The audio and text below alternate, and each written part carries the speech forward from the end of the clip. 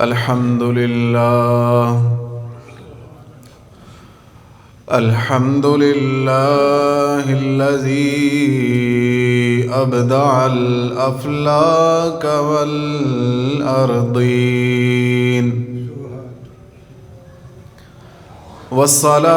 والصلاة والسلام على من كان نبيا وآدم بين الماء والطين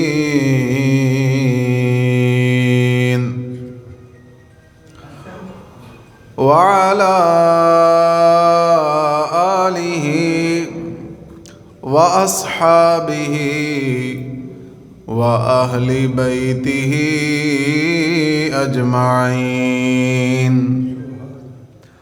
أما بعد فأعوذ بالله من الشيطان الرجيم. بسم الله الرحمن الرحيم.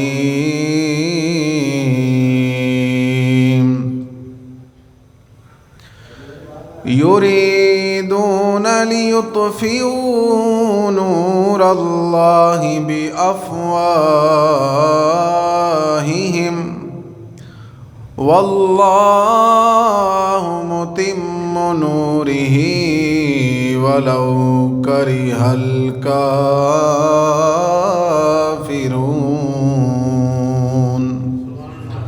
آمنت بالله صدق الله العظيم وبلغنا رسوله النبي الأمين الكريم. يا رسول الله انظر حالنا، يا حبيب الله اسمع قالنا، إننا في بحر هم مغرق، خذ أيدينا سهل لنا أشكالنا. قال الله تبارك وتعالى في شان حبيبه: إن الله وملائكته يصلون على النبي يا أيها الذين آمنوا صلوا عليه وسلموا تسليما.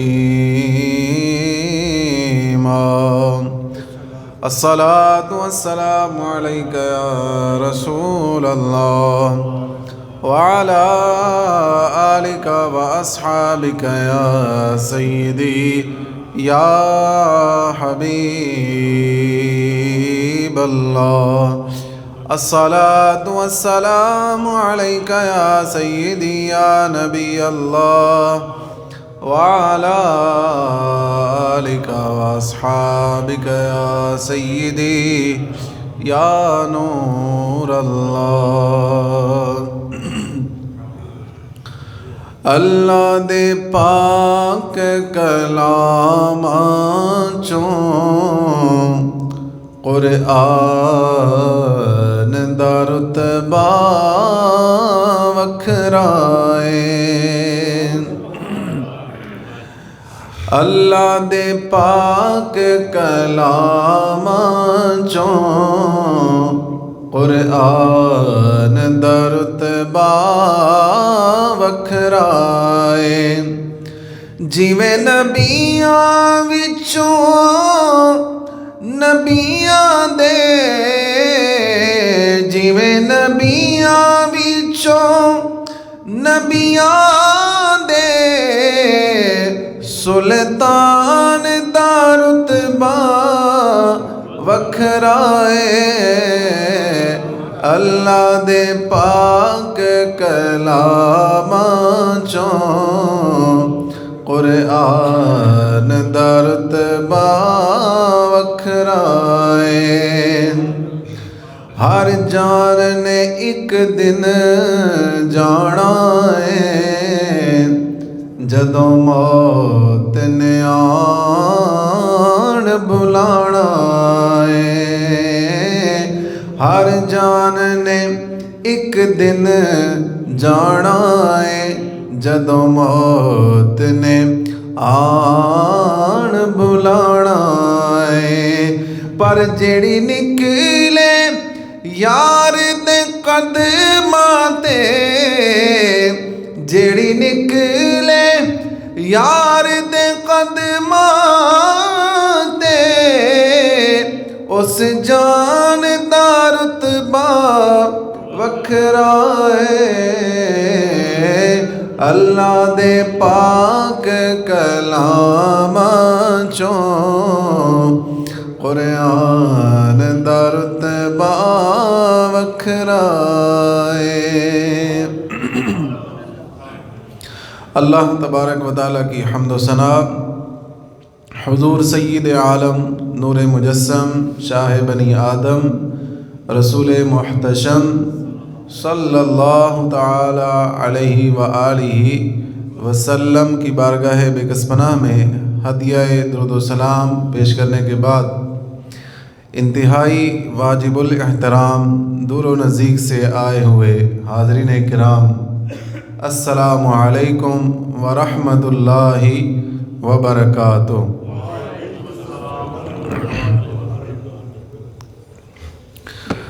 احباب ذی وقار، اللہ تبارک و تعالی نے انبیاء کرام علیہم السلام کو معجزات عطا فرمائے، اور معجزہ دینے سے مقصود یہ ہوتا تھا کہ لوگ اس بات کو سمجھ لیں کہ جو حیران کن کام انسانی طاقت سے باہر ہے، اگر وہ کوئی ہستی وہ کام کر دکھاتی ہے تو یقیناً اللہ نے اسے خاص طاقت عطا فرما رکھی ہے۔ اور یہ طاقت دینے کا مقصد کیا ہے؟ تاکہ ان انبیاء کرام کو جو ہدایت کا راستہ دکھانے کے لیے بھیجا گیا ہے، لوگ ان کی بات کو سچ اور حق تسلیم کریں۔ ہر نبی کا معجزہ اس کے دور کے تقاضوں کے مطابق ہوا کرتا تھا۔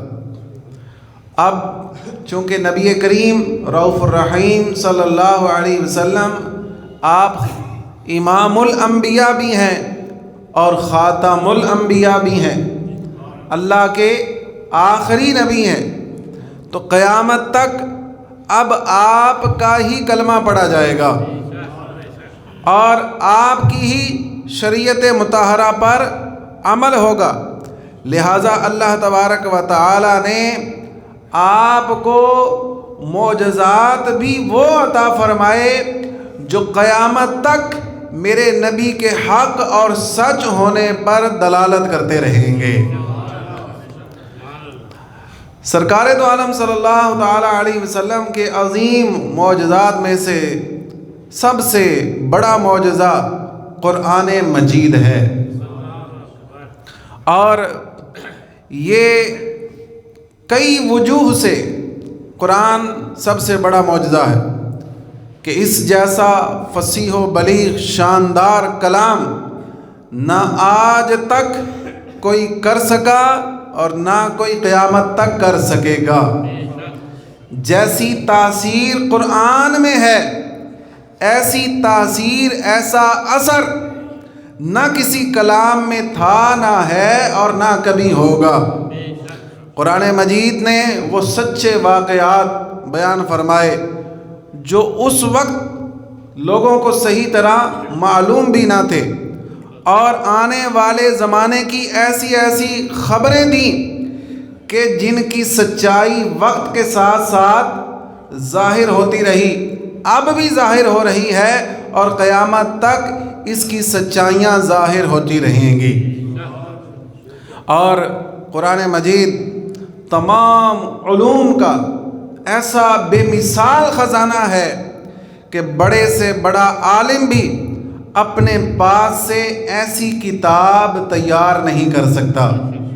یہ کتاب اس ہستی کی زبان پر جاری ہوئی جو کسی انسان کی شاگرد نہیں، اور اس کے علاوہ بھی قرآن کے بہت سارے اعزازات ہیں، اعجازات ہیں، قرآن کی بہت ساری انفرادیتیں ہیں کہ جس کی وجہ سے قرآن سرکار دو عالم صلی اللہ تعالیٰ علیہ وسلم کا سب سے بڑا معجزہ ہے، اور اس کی جو انفرادیت ہے، اس کے کمالات ہیں، اس کے عجائبات ہیں، وہ اس پر دلالت کرتے ہیں کہ یہ رب کا ہی کلام ہے، یہ اللہ ہی کا کلام ہے، اور اسے لے کر آنے والے، اسے پہنچانے والے اللہ کے سچے رسول ہیں۔ آپ دیکھیں کہ قرآن کریم نے پوری دنیا کے کفار کو یہ چیلنج کیا، آج بھی یہ چیلنج قرآن میں موجود ہے کہ اگر تم اسے اللہ کا کلام نہیں سمجھتے تو تم سب مل کر اس کی جیسی 10 صورتیں بنا لو۔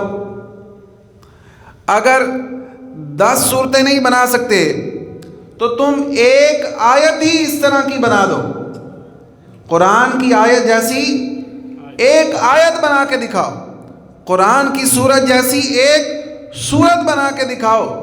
قیامت تک کے کفار کو، غیر مسلموں کو یہ اللہ کی کتاب کا چیلنج ہے، اور آج تک بڑے بڑے دشمنان اسلام آئے، کوئی اس چیلنج کو پورا نہیں کر سکا، اور انشاءاللہ اللہ کے فضل و کرم سے قیامت تک کوئی اس چیلنج کو پورا نہیں کر سکے گا۔ قرآن کی ایک سورت تو کیا، قرآن کی ایک آیت جیسی کوئی آیت بنانے میں کبھی کامیاب نہیں ہو سکتا۔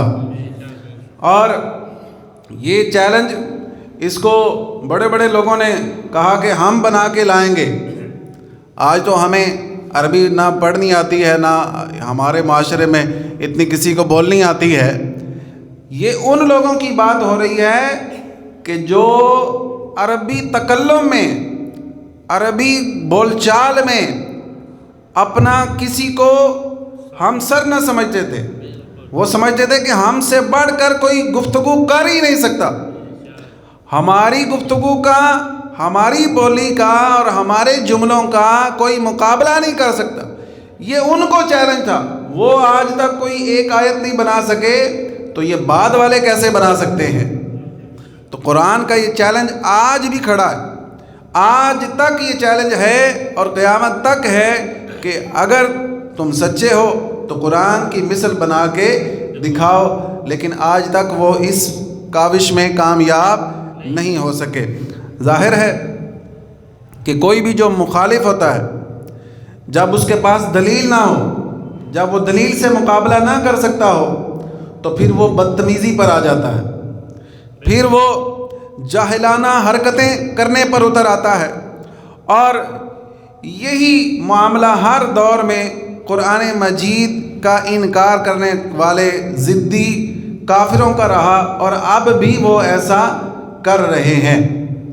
رحمت دو عالم صلی اللہ تعالیٰ علیہ وسلم کی ظاہری حیات طیبہ میں بھی ہٹ دھرمی کا مظاہرہ کرتے ہوئے کافر ایسی حرکتیں کیا کرتے تھے، اور وہ لوگوں کو شکوک و شبہات میں ڈالنے کے لیے اور لوگوں کو دین اسلام سے پھیرنے کے لیے، قرآن کی برکتوں سے محروم کرنے کے لیے سرکار کے دور میں بھی کفار، دشمنان اسلام، یہود و نصارہ، منافقین اس طرح کی حرکتیں کیا کرتے تھے۔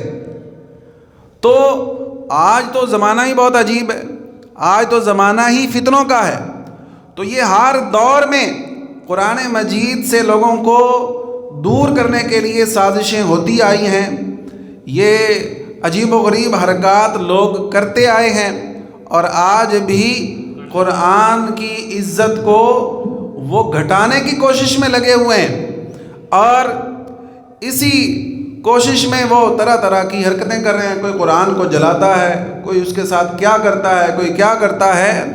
وہ لوگ ناواقف ہیں، وہ نہیں جانتے کہ اسے نازل کرنے والا ہمیشہ سے ہے، ہمیشہ رہے گا، اور اس کا یہ فرمان ہے انا نحن نزلنا الذکر و انا لہ لحافظون، ہم اس قرآن کو نازل کرنے والے ہیں اور ہم ہی اس کے محافظ ہیں۔ تو کسی کے بجھانے سے یہ چراغ نہیں بجھ سکتا، اور کسی شاعر نے اس لیے تو کہا کہ نور خدا ہے کفر کی حرکت پہ خندازن، پھونکوں سے یہ چراغ بجھایا نہ جائے گا، پھونکوں سے یہ چراغ بجھایا نہ جائے گا۔ یہ تو خدا کا نور ہے، یہ کسی کے بجھانے سے نہ بجھے گا، نہ کسی کے گھٹانے سے گھٹے گا۔ لوگ جتنا اس کو دبانے کی کوشش کریں گے اس کا نور اتنا ہی زیادہ پھیلتا جائے گا۔ اب رواں ہفتے، اسی ہفتے میں شمالی یورپ کے ایک چھوٹے سے ملک سویڈن میں ترکی سفارت خانے کے سامنے کچھ مظاہرین نے، انہوں نے اپنے مظاہرے کے دوران قرآن مجید کے ایک نسخے کو جلایا، نظر آتش کیا، جس پر پوری دنیا کے مسلمان اضطراب میں ہیں، بے چینی میں ہیں۔ یہ حرکت کر کے انہوں نے تمام امت مسلمہ کے دلوں کو رنجیدہ کیا ہے، اور یہ حرکت کرنے والے ناہنجاروں کے ساتھ ساتھ سویڈش حکومت کی بھی مجرمانہ غفلت سامنے آئی کہ اب تک انہوں نے ان کے خلاف کوئی کارروائی نہ کی، اور تمام امت مسلمہ اس بات کا مطالبہ کر رہی ہے کہ ان بدبختوں کو گرفتار کیا جائے اور ان کے خلاف سخت سے سخت کارروائی کی جائے۔ اور اسی کے مد نظر آج کے خطبہ جمعہ میں قرآن کریم کی عظمت کے حوالے سے بات ہوگی، محبت قرآن کی بات ہوگی، اور محبت قرآن کے تقاضے کیا ہیں اس کی بات ہوگی۔ لہذا توجہ کے ساتھ اول سے اول تاخر بیان میں شریک رہیے، اور آج یہ عزم لے کے اٹھیں کہ ہم قرآن سے پہلے سے بھی زیادہ محبت کریں گے، اور قرآن کی محبت کے تقاضوں کو بھی پورا کریں گے۔ حضرات گرامی، جب قرآن کریم نازل ہو رہا تھا تو اس دور کے کافر بھی اس کے بارے میں مختلف اور طرح طرح کی بیہودہ باتیں کیا کرتے تھے، اور طرح طرح کی سازشیں رچایا کرتے تھے۔ معاذ اللہ، کبھی کوئی کہتا کہ یہ جادو ہے، کبھی کوئی کہتا یہ کہانت ہے، کبھی کوئی اس کو شاعری کہتا، کبھی کہتے یہ کہانیاں ہیں۔ اس طرح طرح کی منصوبہ بندی کے ساتھ لوگوں کو قرآن مجید سے دور کرنے کی کوشش کرتے۔ اس طرح کی ایک مثال آپ کے سامنے میں رکھ رہا ہوں قرآن پاک سے۔ یہودیوں نے آپس میں مشورہ کیا کہ چند ایسے خاص لوگوں کو مسلمانوں کے پاس بھیجتے ہیں، وہاں جا کر وہ اعلان کریں کہ جی ہم نے اسلام قبول کر لیا۔ کچھ وقت وہ مسلمانوں کے ساتھ گزاریں، اور پھر اس کے بعد یہ پروپیگنڈا کریں کہ ہم نے تو اسلام قبول کیا تھا، جب ہم نے پیغمبر اسلام کو قریب سے دیکھا تو معلوم ہوا کہ ہمارے پاس جو آسمانی کتابوں میں جس نبی آخر الزمان کی نشانیاں بیان کی گئی ہیں، یہ تو وہ نبی ہی نہیں، یہ تو وہ کتاب ہی نہیں، اور ان میں تو وہ نشانیاں ہی نہیں پائی جاتی۔ لہذا اس سے کیا ہوگا کہ جو نئے مسلمان ہوں گے ان کے دل میں شک و شبہ پیدا ہو جائے گا، اور بہت سارے جو ہوں گے کچے ایمان والے وہ اسلام سے پھر جائیں گے۔ یہ انہوں نے منصوبہ بندی کی۔ اللہ اکبر! ادھر رب جانتا ہے کہ کون کیا کر رہا ہے، اللہ کی شان تو یہ ہے کہ وہ دلوں میں چھپی ہوئی بات کو بھی جان لیتا ہے۔ کوئی بات زبان پر نہ بھی آئے تو بھی رب کے علم میں ہوتا ہے کہ اس بندے کے دل میں کیا بات ہے۔ تو رب تبارک و تعالی ان کی اس سازش کو پورا ہونے سے پہلے ہی یہ ناکام بنا دیتا ہے۔ کس طرح کہ اللہ تبارک و تعالی نے اپنے محبوب صلی اللہ علیہ وسلم کو آگاہ کرتے ہوئے قرآن کریم میں آیات نازل فرما دی۔ فرمایا محبوب وَقَالَتْ طَائِفَةٌ مِّنْ أَهْلِ الْكِتَابِ آمِنُوا بِالَّذِي أُنزِلَ عَلَى الَّذِينَ آمَنُوا وَجْهَ النَّهَارِ وَاكْفُرُوا آخِرَهُ لَعَلَّهُمْ يَرْجِعُونَ کہ اہل کتاب کے ایک گروہ نے کہا جو قرآن مسلمانوں پر نازل ہوا ہے تم صبح کو اس پر ایمان لے آؤ اور شام کو اس کا انکار کر دو، ہو سکتا ہے کہ وہ مسلمان اسلام سے پھر جائے۔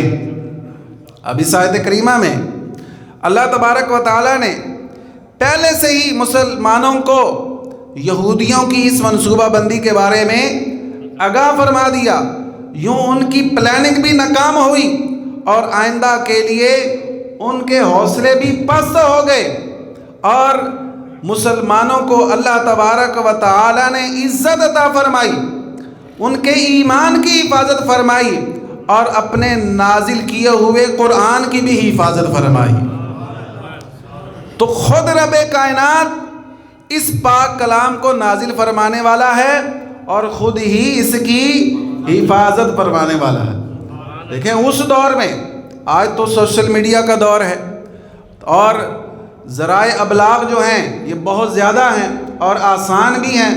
اس وقت تو کوئی سوشل میڈیا نہیں تھا، لیکن اللہ تبارک و تعالیٰ اپنے محبوب سے اور اپنے محبوب کے غلاموں سے کتنا پیار فرماتا ہے کہ دشمنان اسلام کی سازش کو اللہ تبارک و تعالیٰ نے شروع ہونے سے پہلے ہی ناکام بنا دیا۔ اس کے پیچھے وجہ کیا ہے کہ سازشیں تو آج بھی ہو رہی ہیں، لیکن آج مسلمانوں کو اس کا شعور کیوں نہیں ہے؟ مسلمان اس بات کو کیوں نہیں محسوس کرتے کہ ہمارے خلاف سازشیں ہو رہی ہیں؟ اس لیے کہ اس وقت جو صحابہ کرام تھے، اس وقت جو مسلمان تھے، وہ کما حقہ اللہ اور اس کے رسول کی اطاعت کیا کرتے تھے، کما حقہ اللہ اور اس کے رسول سے سچی محبت کیا کرتے تھے۔ اور آج کا مسلمان نام کا ہے، نام کچھ اور ہے، کام کچھ اور ہے۔ آج کے مسلمان کا اللہ اور اس کے رسول سے وہ تعلق نہیں جو پہلے کے مسلمان کا تھا۔ اگر آج کا مسلمان بھی اللہ اور اس کے رسول سے اپنا تعلق مضبوط کر لے، رشتہ پختہ کر لے، اطاعت و فرما برداری میں آ جائے، تو اللہ تبارک و تعالیٰ آج بھی مسلمانوں کو کفار پر غلبہ عطا فرمائے گا۔ لیکن شرط کیا ہے؟ شرط اطاعت رسول ہے۔ شرط کیا ہے؟ اطاعت رسول ہے۔ اللہ کے رسول کی سچی اطاعت جب ہو جائے گی نا تو پھر بڑے بڑے کام آسان ہو جائیں گے۔ تو کفار کی جو سازشیں ہیں یہ ہر دور میں جاری رہیں، اور ان کے انجام کے بارے میں بھی اللہ تبارک و تعالی نے ارشاد فرمایا یریدون لیطفئوا نور اللہ بافواہہم، وہ پھونکوں سے، اپنے منہوں سے اللہ کا نور بجھانا چاہتے ہیں۔ واللہ متم نورہ، اور اللہ اپنے نور کو پورا کرنے والا ہے۔ واللہ متم نورہ، اللہ اپنے نور کو پورا کرنے والا ہے۔ ولو کرہ الکافرون، اگرچہ کافروں کو یہ بات پسند نہیں، اگرچہ کافروں کو یہ بات پسند نہیں کہ مسلمان کا بچہ حافظ قرآن بنے، مسلمان کا بچہ عالم قرآن بنے، مسلمان کا بچہ مفتی اسلام بنے، وہ قرآن بالتجوید پڑھے، قرآن وہ ترجمہ تفسیر سے پڑھے، کفار کو یہ پسند نہیں۔ لیکن اللہ اپنے نور کی حفاظت کرنے والا ہے، وہ جس کو چاہتا ہے اس کے دل میں قرآن کی محبت ڈال دیتا ہے، اور وہ پھر اپنے بچے کو حافظ قرآن بھی بناتا ہے۔ عالم قرآن بھی بناتا ہے، مفتی اسلام بناتا ہے، پھر وہ ایک فرد کی صورت میں پوری ایک جماعت کی شکل میں دنیا کے سامنے آتا ہے اور اکیلا ہو کر لاکھوں لوگوں کے دلوں میں قرآن کی محبت کو اجاگر کر دیتا ہے۔ واللہ متم نورہ، اللہ اپنے نور کو پورا کرنے والا ہے۔ ولو کرہ الکافرون، اگرچہ کافروں کو یہ بات پسند نہیں۔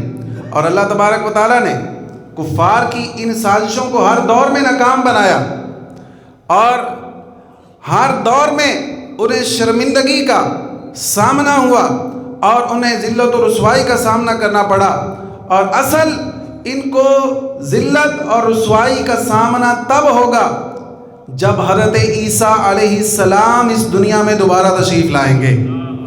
وہ سرکار دو عالم صلی اللہ تعالیٰ علیہ وسلم کی شریعت کو نافذ کریں گے اور صلیب کو توڑ دیں گے۔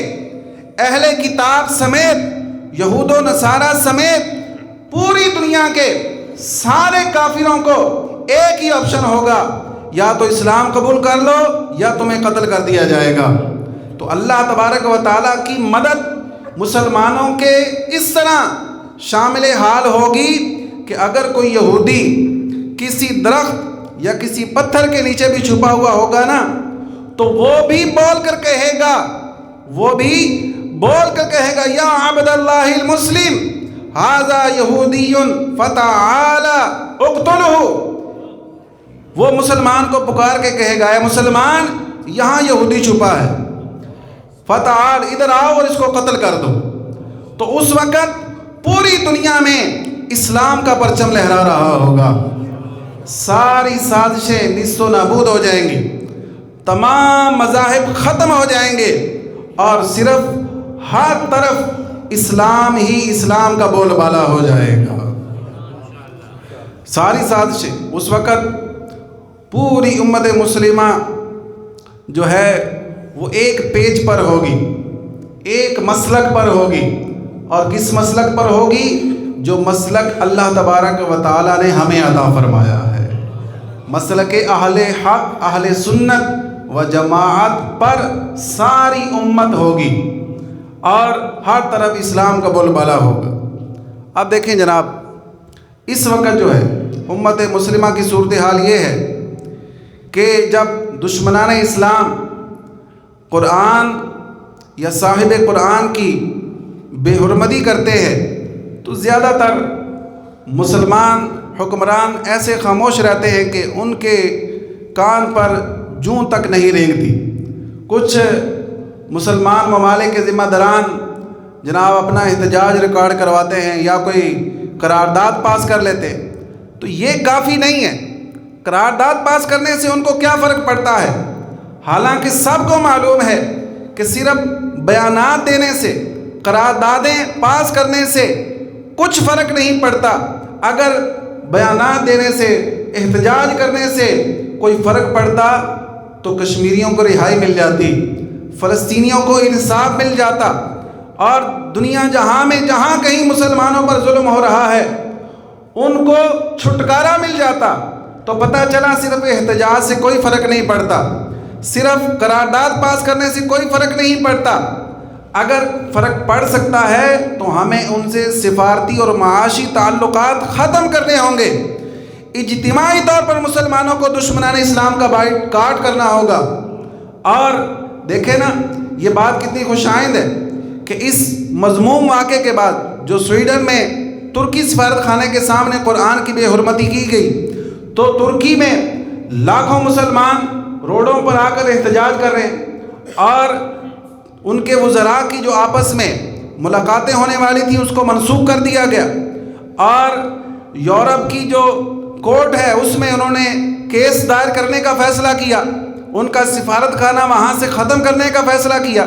تو اس طرح کے جب اقدامات اٹھائے جائیں گے تو اللہ تبارک و تعالی مسلمانوں کو عزت بھی عطا فرمائے گا، ان کے قرآن کی بھی حفاظت ہوگی اور ان کے رسول کی حرمت کی بھی حفاظت ہوگی۔ کب؟ جب مسلمان تھوڑی غیرت کا مظاہرہ کریں گے۔ حضرت سیدنا ابو ہریرہ رضی اللہ تعالیٰ عنہ روایت کرتے ہیں کہ اللہ کے محبوب صلی اللہ تعالیٰ علیہ وسلم نے فرمایا المؤمن یغار واللہ اشد غیرن، فرمایا مومن غیرت مند ہوتا ہے اور اللہ سب سے زیادہ غیرت والا ہے. ٹھیک ہے، اللہ سب سے زیادہ غیرت فرمانے والا ہے.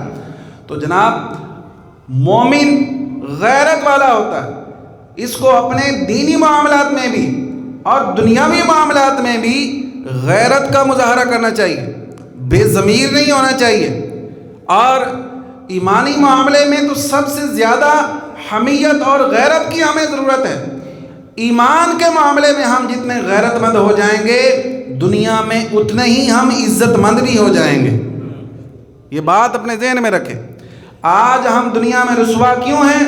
کیونکہ ہم نے اپنے اندر سے ایمانی حمیت کو ختم کر دیا. ایمانی غیرت مسلمانوں میں کم ہو گئی. آج مجھے بتائیں کہ آپ نے اپنے ارد گرد کتنا چرچا سنا ہے، کس کو آپ نے غمزدہ دیکھا ہے کہ جناب سویڈن میں ہمارے قرآن کو جلایا گیا تو ہم بڑے بے چین ہیں، بے قرار ہیں اور ہمارے دل پریشان ہیں. کسی کو آپ نے دیکھا ہو ایسا؟ نہیں. کیوں؟ ہمارے اندر ایمانی غیرت کی کمی ہے. جب ہمارا تعلق قرآن سے مضبوط ہوگا، جو روزانہ قرآن پڑھتا ہے، جو روزانہ قرآن کی تفسیر پڑھتا ہے، جو قرآن پر عمل کرتا ہے، جس کے پاس قرآن کا علم ہے، وہ تو قرآن کو پیٹ کرنا بھی گوارا نہیں کرتا. وہ تو قرآن کو بے وضو چھونا بھی گوارا نہیں کرتا. تو یہ کیسے ہو سکتا ہے کہ وہ قرآن کی بے حرمتی برداشت کرے، قرآن کا جلایا جانا برداشت کرے؟ تو آج ہماری قوم جو اس بات کو ہضم کر کے بیٹھی ہے، مسئلہ یہی ہے کہ ہمارے اندر جو دینی غیرت ہے، حمیت ہے، اس کا فقدان ہو چکا ہے. ہمارے اندر ہمارا ضمیر ہمیں جھنجھوڑتا نہیں ہے کہ تم کیسے مسلمان ہو، کہ تمہارے زندہ ہوتے ہوئے تمہارے رسول کی عزت پر حملہ کیا جا رہا ہے، تمہارے زندہ ہوتے ہوئے تمہارے قرآن پر حملہ کیا جا رہا ہے، تمہارے زندہ ہوتے ہوئے اللہ کی عزت پر حملہ کیا جا رہا ہے. تو یہ ہمارے اندر کا مفتی ہے، وہ ہمیں جوڑ کے کیوں نہیں کہتا؟ اس لیے کہ ہمارے اندر دینی حمیت کی کمی. اور یہ کب بیدار ہوگی؟ جب ہم اپنا تعلق قرآن سے مضبوط کر لیں گے، جب ہم اپنا تعلق قرآن سے جوڑ لیں گے.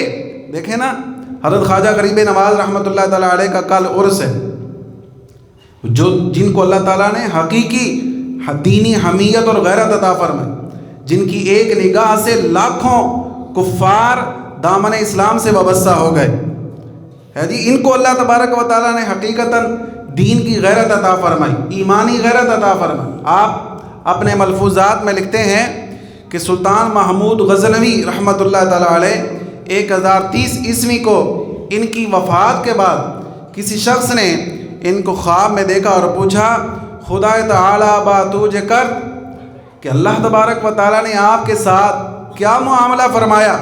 سلطان نے کہا کہ ایک رات کو، بات سننے والی ذرا توجہ سے اور دیکھیے گا کہ جب بادشاہ ایسے ہونا تو پھر بادشاہ اپنی قوم کو بھی غیرت مند بناتے ہیں. جب کسی قوم کے حکمران ہی بے غیرت ہوں تو پھر قوم میں بھی غیرت نہیں پیدا ہوتی. جب حکمران ہی جو ہے وہ فحاشی کو رواج دینے والے ہوں، پروان چڑھانے والے ہوں، تو پھر قوموں میں بھی اس طرح غیرت اور حمیت بیدار نہیں ہوتی. آپ دیکھیں سلطان محمود غزنوی کی ایمانی غیرت کیا ہے. کہتے ہیں کہ میں ایک رات کسی کے گھر میں ٹھہرا تھا، مہمان تھا، تو وہاں ایک خانے میں پہلے دیواروں میں طاق بنائے جاتے تھے. پتہ ہے نا آپ کو، یہ پرانے جو بزرگ ہیں یہ جانتے ہوں گے، دیواروں میں طاق بنائے جاتے تھے، ایک خانہ بنایا جاتا تھا. تو اس میں قرآن پاک رکھا تھا، جس میں سلطان محمود غزنوی جس کمرے میں رکے تو اس میں قرآن پاک ایک طاق میں رکھا ہوا تھا. تو کہتے ہیں میں نے سوچا کہ قرآن یہاں موجود ہے، میں یہاں لیٹا تو کہیں قرآن کی بے ادبی نہ ہو جائے، قرآن کو کہیں پیٹھ نہ ہو جائے، قرآن کو میرے کہیں پاؤں نہ ہو جائیں، میں یہاں کیسے سو سکتا ہوں. کہتے پھر میرے ذہن میں آیا کہ میں قرآن کو اٹھوا کر کسی دوسرے کمرے میں بھیج دیتا ہوں اور خود یہاں سو جاتا ہوں. کہتے ہیں پھر اس کے ساتھ ہی میرے ذہن میں آیا کہ میں اپنے سکون، اپنی نیند، اپنے آرام کی خاطر قرآن کو کمرے سے کیوں باہر بھیجوں؟ تو کہتے ہیں اسی طرح پوری رات میں نے قرآن کا ادب اور احترام کرتے ہوئے گزاری، اور پھر صبح ہوئی تو وہاں سے چلا گیا۔ اللہ تبارک و تعالیٰ کو میری یہی ادا پسند ہوئی، اور ادب قرآن کی برکت سے اللہ تعالیٰ نے میری بخشش فرما دی۔ دیکھیں نا، یہ ایمانی غیرت ہے۔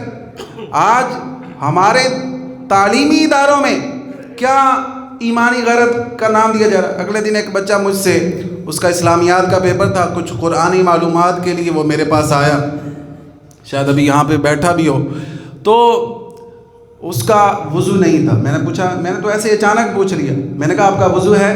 کہتا نہیں جی وضو نہیں ہے، اور بے وضو اس نے قرآنی آیات پر ہاتھ رکھا ہوا تھا۔ تو میں نے کہا آپ کے استاد آپ کے پروفیسر کالج میں پڑھتا ہے، وہ سمجھاتے نہیں ہیں؟ کہتے جی نہیں استاد تو کہتے ہیں ایسے ہی پڑھو، پوری کلاس کا کسی کا بھی وضو نہیں ہوتا، لڑکے لڑکیاں ایسے ہی ناپاکی کی حالت میں قرآن پڑھ رہے ہوتے۔ اللہ اکبر! مسلمانوں کے تعلیمی ادارے جہاں ہم اپنی آنے والی نسل کو تربیت لینے کے لیے بھیج رہے ہیں، تعلیم لینے کے لیے بھیج رہے ہیں، وہاں قرآن کا کیا ادب سکھایا جا رہا ہے کہ اس کو بے وضو پکڑ لو۔ قرآن میں اللہ تبارک و تعالیٰ کا کیا ارشاد ہے؟ لا یمسہ الا المطہرون، فرمایا اس کو پکڑنا ہے تو باوضو ہو کے پکڑو، پاک ہو کے پکڑو، بغیر وضو کے قرآن کو یا قرآن کے ترجمے کو چھونا حرام ہے۔ تو میں نے اس کو قرآن کی آیت دکھائی، اس نے جا کے اپنے پروفیسر کو دکھائی کہ حضرت آپ تو ہمیں یہ کہتے ہیں کہ بے وضو پڑھو، اور یہ تو قرآن کی آیت ہے۔ کہتا کس نے تمہیں کہا؟ مجھے اس کے پاس لے چلو، میں اس کو دلیل دیتا ہوں کہ بے وضو قرآن پڑھنا جائز ہے۔ میں نے کہا خدا کے بندے، آپ اپنے استاد سے ذرا یہ کہیں کہ استاد جی مر کے قبر میں نہیں جانا، مجھے تم دلیل دے کے ہرا لو گے، کوئی 100 دلیل تم نے تیار کی ہوگی، تمہارا مقصد دنیا و آخرت میں کامیاب ہونا ہے یا مجھے ہرانا ہے جی؟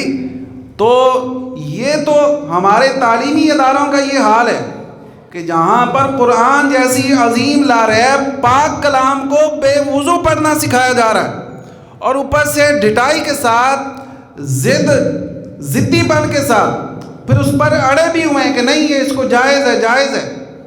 تو جب ہمارے بچے اسکولوں میں، کالجوں میں، تعلیمی اداروں میں قرآن کا یہ ادب سیکھیں گے تو پھر ایمانی غیرت بھی تو یہی پیدا ہوگی۔ کیا خیال ہے؟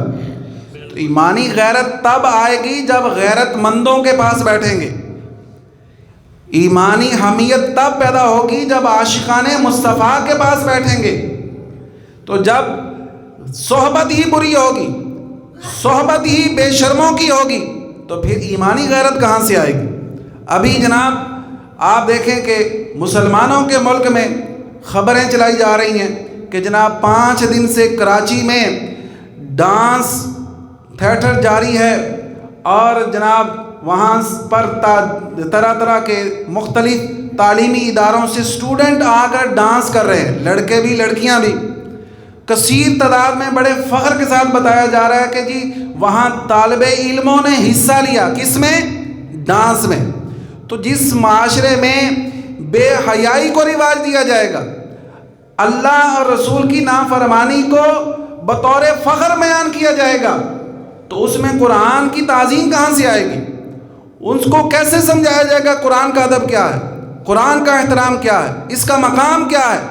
اس کا مقام پوچھنا ہے تو خواجہ غریب نواز سے پوچھو، اس کا مقام پوچھنا ہے تو حضرت داتا گنج بخش سے پوچھو، اور اس کا مقام پوچھنا ہے تو صدیق اکبر سے پوچھو۔ جب قرآن پڑھا جاتا تو صدیق اکبر کی آنکھوں سے اشک رواں ہو جاتے۔ اس کا مقام پوچھنا ہے تو فاروق اعظم سے پوچھئے کہ 12 سال میں حضرت فاروق اعظم نے صرف سورہ بقرہ کی تفسیر پڑھی۔ ہمیں کیا پتا؟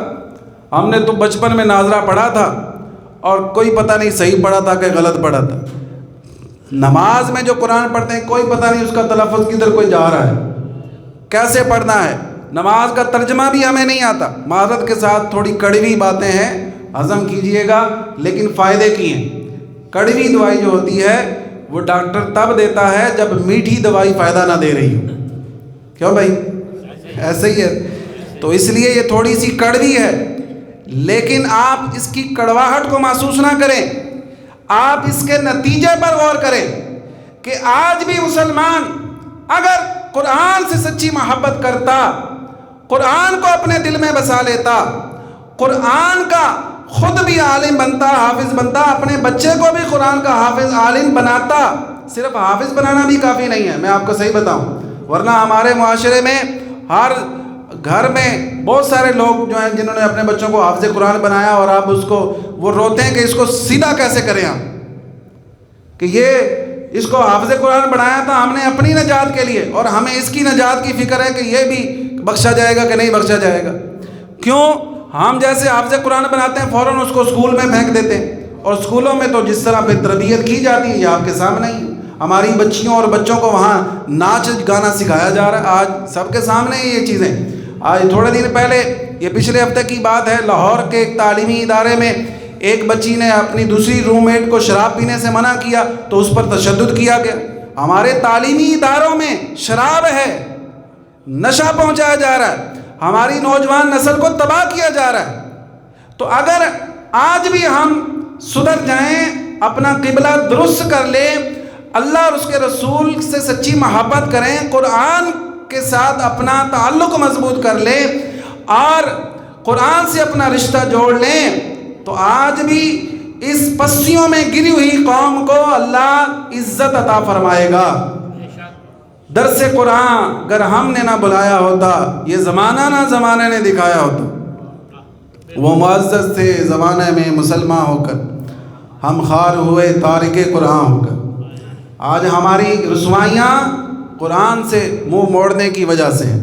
یہ نظام عدل، یہ جس کو جو ہمارے ملک میں نظام عدل ہے، یہ نظام عدل نہیں، نظام ظلم ہے. قرآن میں آپ پڑھ کے تو دیکھیں، قرآن میں اللہ تبارک و تعالیٰ فرماتا ہے کہ جس معاشرے میں جو لوگ یہ جو عدالت کی سیٹوں پر فائز ہیں، یہ قرآن کے مطابق فیصلہ نہیں کرتے، یہ ظالم ہیں. تو آج ظالمانہ فیصلے نہیں ہو رہے ہمارے ملک میں، سب آپ کے سامنے ہیں، مجھے بیان کرنے کی ضرورت نہیں ہے. تو کیوں ہو رہے ہیں؟ قرآن پر عمل نہیں کیا. آج چھوٹی چھوٹی بچیوں کی عزتیں کیوں پامال ہو رہی ہیں؟ قرآن نہیں نہ سکھایا، ہم نے سیکھا بھی نہیں، سکھایا بھی نہیں. آج ماؤں کی عزت کو کیوں پامال کیا جا رہا ہے؟ قرآن نہیں سکھایا. باپ کو بیٹا کیوں مارتا ہے، قتل کیوں کرتا ہے؟ کیونکہ قرآن نہیں سکھایا.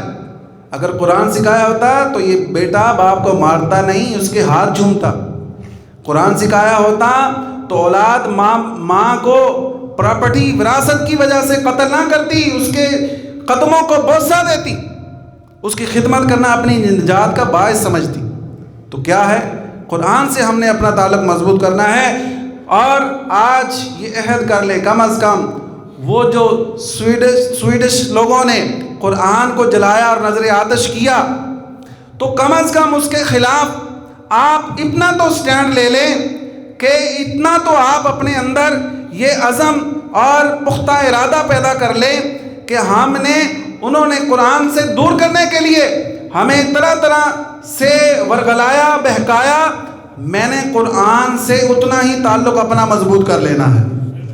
ہم کوشش کریں، میرا کم از کم ایک بیٹا بیٹی حافظ قرآن ہو، عالم قرآن ہو، وہ قرآن کی تفسیر پڑھے، ترجمہ پڑھے. میں خود قرآن کی تفسیر پڑھوں گا، ترجمہ پڑھوں گا. احتجاج کے طور پر ان کی سازش کو ناکام بنانے کے لیے کم از کم اتنا تو کر سکتے ہیں نا ہم. بھائی سویڈن جا کر ہم کچھ نہیں کر سکتے، اپنے حکمرانوں کو ہم نہیں جگا سکتے، کیونکہ یہ تو سارے ہی ان کی جو حالت ہے آپ کے سامنے ہے. لیکن کم از کم ہم اپنے آپ کو تو درست کر سکتے ہیں نا. میں خود تو یہ کوشش کروں کہ یار جس طرح قرآن اللہ نے نازل کیا عربی میں عربی میں پڑھنا سیکھوں، اس کا تلفظ کیا ہے، ترجمہ کیا ہے، تفسیر کیا ہے، میں خود تو سیکھوں. افسوس کی بات یہ ہے کہ ہم دنیاوی علوم تو انگلش لینگویج، انگلش زبان سیکھنے کے لیے تو بڑی بڑی مہنگی اکیڈمیاں جوائن کرتے ہیں، لیکن قرآن پڑھنے کے لیے کوئی آپ کو کہتا بھی ہے تو ہمارے پاس ٹائم نہیں ہے. تو کیا ہم ٹائم نکالیں گے؟ قرآن سے رشتہ مضبوط کریں گے، قرآن صحیح پڑھنا سیکھیں گے تجوید کے ساتھ؟ ہاں جی انشاءاللہ کہہ دو یار. تو قرآن اللہ تعالیٰ کی ایسی لاریب کتاب ہے جو اس کے ساتھ جڑ جاتا ہے یہ دنیا میں بھی اسے رسوا نہیں ہونے دے گا, قبر میں بھی نہیں رسوا ہونے دے گا, اور حشر میں بھی قرآن اپنے پڑھنے والے کی شفاعت کر کے اسے جنت میں داخل کرائے گا. تو انشاءاللہ ہم نے قرآن پڑھنا ہے, درست تلفظ سے پڑھنا ہے, ترجمہ بھی پڑھنا ہے, تفسیر بھی پڑھنی ہے, اور اپنے بچوں کو بھی اس کی تعلیم دینی ہے. اللہ ہمیں عمل کی توفیق عطا فرمائے. وآخر دعوانا الحمد.